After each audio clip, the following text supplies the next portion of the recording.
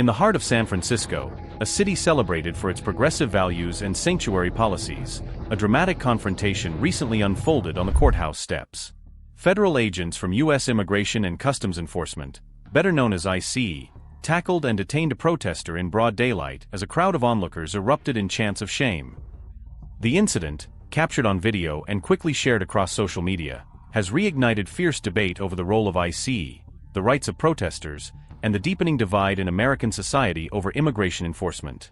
What happened on that sidewalk is more than a single arrest. It's a flashpoint in a national struggle over law, justice, and the soul of the country. The video opens with a tense standoff outside a San Francisco courthouse. Protesters, visibly agitated, chant shame at a group of ICE agents. The agents, clad in tactical gear, are seen detaining an individual, an act the crowd quickly labels as abduction and kidnapping. The protester is restrained and led away, while the crowd's chants grow louder and more urgent. One protester, recording the scene, asserts their right to document the event, insisting, "I have the right to see with my eyes. I know the law." ICE agents, maintaining a perimeter, repeatedly order the crowd to stay back, warning them not to interfere. The confrontation escalates as protesters accuse the agents of crimes, invoking the future judgment of their children and grandchildren. The scene is chaotic, emotionally charged, and emblematic of the broader conflict between federal immigration authorities and local communities in sanctuary cities.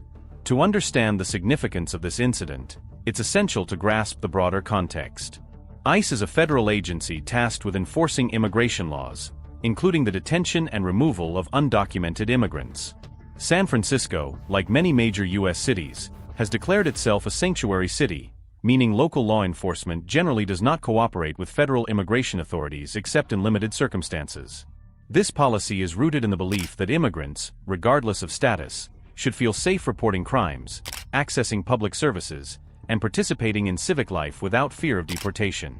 However, ICE maintains that federal law supersedes local ordinances and that its agents have the authority to enforce immigration laws anywhere in the country, including sanctuary cities. The result is a recurring pattern of high-profile confrontations, particularly near courthouses, schools, and other public spaces. Civil rights groups argue that ICE's tactics sow fear in immigrant communities and undermine trust in law enforcement.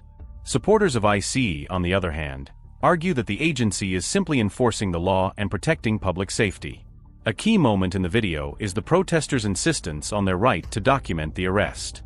In the United States, the First Amendment generally protects the right to record law enforcement officers in public spaces, as long as the person recording does not physically interfere with police activity.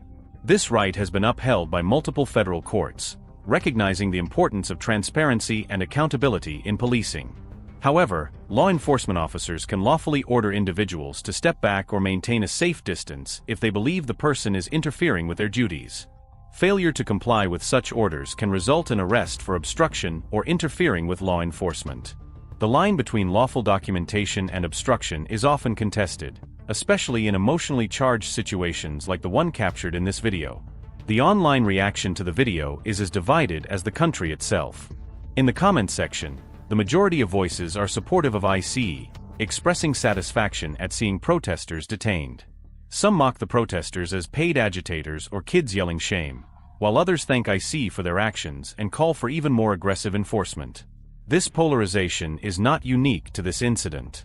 Immigration enforcement has become one of the most contentious issues in American politics, with both sides viewing the other as fundamentally misguided or even dangerous.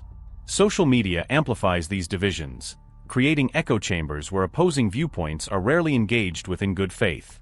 Beyond the immediate drama of the arrest, incidents like this have profound implications for individuals and communities. For immigrants, especially those without legal status, the presence of ICE agents near courthouses or public spaces can be terrifying.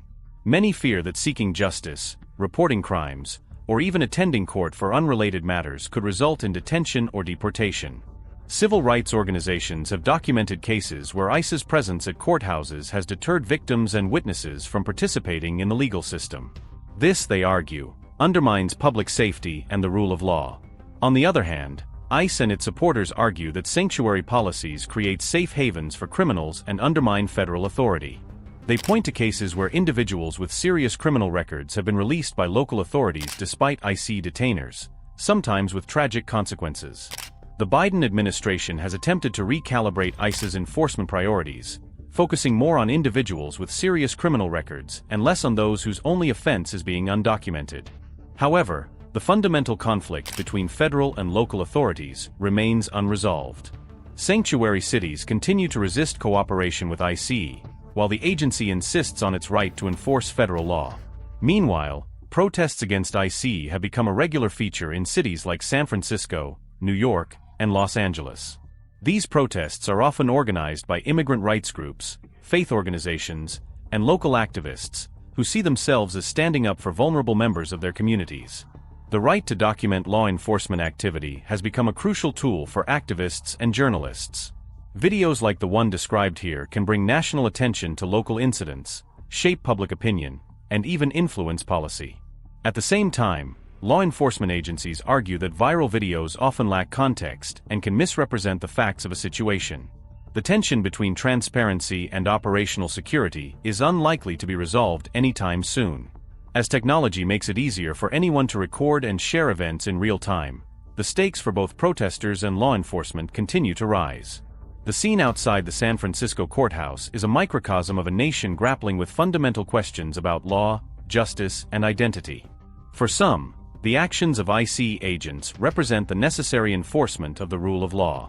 For others, they are a symbol of injustice and the criminalization of vulnerable communities. What is clear is that incidents like this will continue to spark debate, protest, and at times, confrontation. The challenge for America is to find a path forward that balances security with compassion, law enforcement with civil rights, and national policy with local values. As the chants of shame echo through the streets and the comment sections online, the country is reminded that the struggle over immigration is not just about laws and policies. It's about people, principles, and the kind of society we want to be.